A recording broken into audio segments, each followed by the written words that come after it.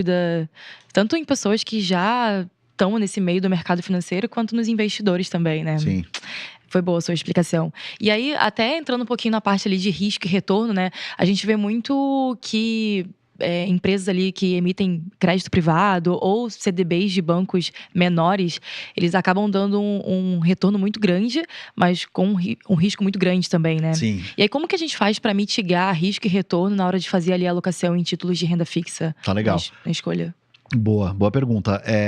Em crédito privado, e daí, sobretudo quando a gente está falando de investimentos sem a garantia do FGC.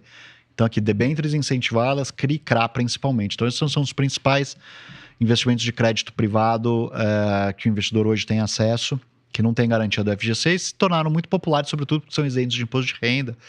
E eu acho que são boas alternativas, tá? Inclusive, aqui na Genial, a gente tem fundos de debêntures incentivadas, fundos de CRI e CRA, que são excelentes, a gente gosta muito.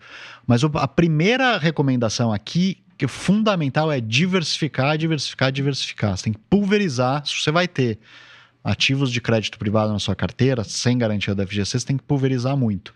Tá? Então, estamos falando aqui, eu vou comprar uma debênture de uma empresa específica. Então, você está emprestando dinheiro para aquela empresa. Se ela quebrar, já era.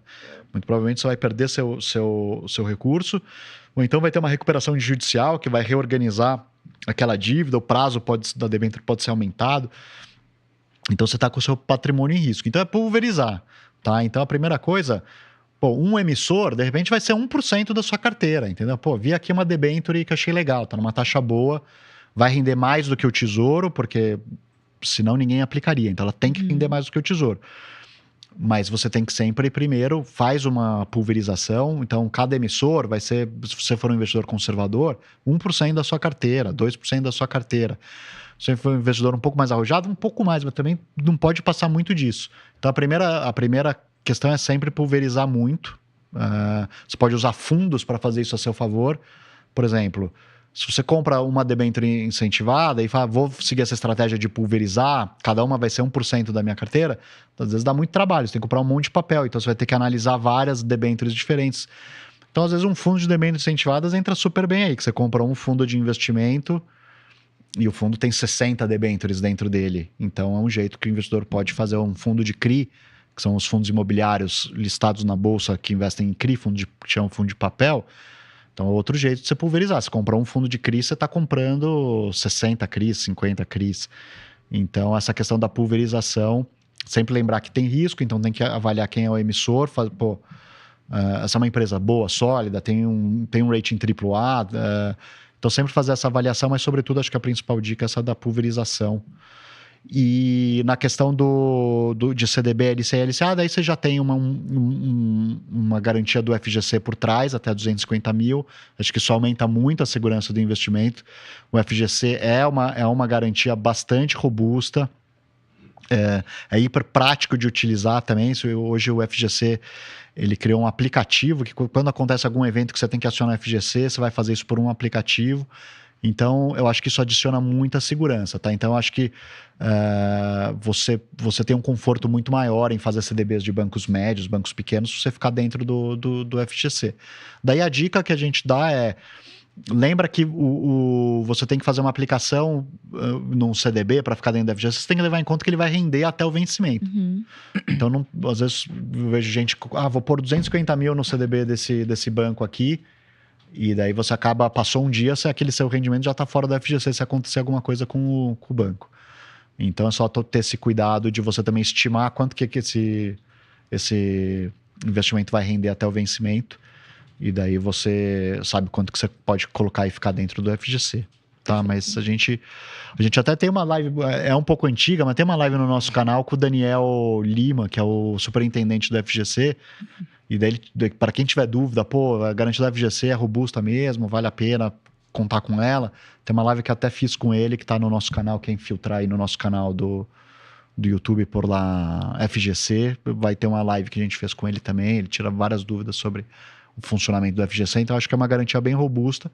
Só tomar cuidado realmente bancos menores, não é um banco AAA, rate AAA, fica dentro do FGC. Tá? Então isso é importante colocar. A Genial Investimentos faz uma curadoria também para os bancos que a gente sobe. Obviamente, se a gente achar que algum banco não tá legal, a gente também não vai colocar o CDB na prateleira só porque tem FGC. Tá? Então a gente tem um cuidado de colocar bancos, mas isso não evita o risco, de repente a gente errou na nossa avaliação, achou que um banco estava bem e ele vem a ter problema, então você precisa ficar dentro da garantia do FGC. Então no caso de CDB, LCA, LCA, a recomendação é não é um banco AAA, fica dentro da garantia do FGC. Tá? Então... E ótimo ponto, ótima pergunta. Perfeito mesmo. Marcos Galdino tem uma pergunta nessa linha, que é a seguinte: Luiz, comprei um CDB no mercado secundário, com uma taxa ali mais atrativa. Estou dentro do FGC, o banco faliu. E aí, na hora de receber esse dinheiro, eu recebo o que eu apliquei mais os juros da nova taxa ou da taxa da emissão primária? Caraca, boa pergunta, hein? Pergunta incrível, né? Mas assim, o ponto é, a garantia do FGC vai pagar o teu saldo que você tem naquele CDB marcado pela curva. Não tem marcação a mercado para o prefeito de pagamento do FGC, tá?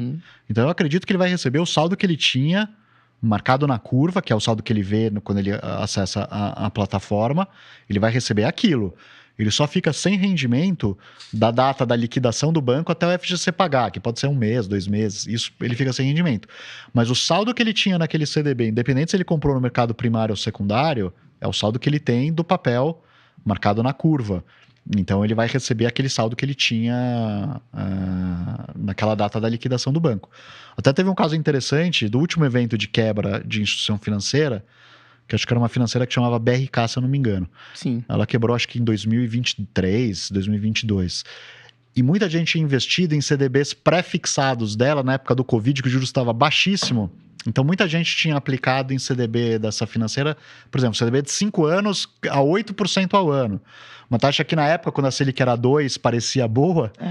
E depois em 22 era um desastre essa taxa, porque a Selic já voltou a subir, passou de 12, 13, e o cara tava com esse CDB que ele comprou preso a 8% e ainda ia demorar mais uns 2 anos para vencer. Esses caras foram, assim, eles tiveram um presente, porque eles receberam de volta pelo FGC, marcado na curva, então eles não tiveram a marcação a mercado negativa, que um título com marcação a mercado teria, quando os juros foi de 8 para 13, e eles puderam pegar esse recurso que eles receberam da FGC e reaplicar nas taxas vigentes daquele momento, que eram 12, 13%, tá? Então, eu acredito que ele recebe o saldo que ele tinha na data, tá? Que é marcado na curva, porque CDB é só marcado na curva.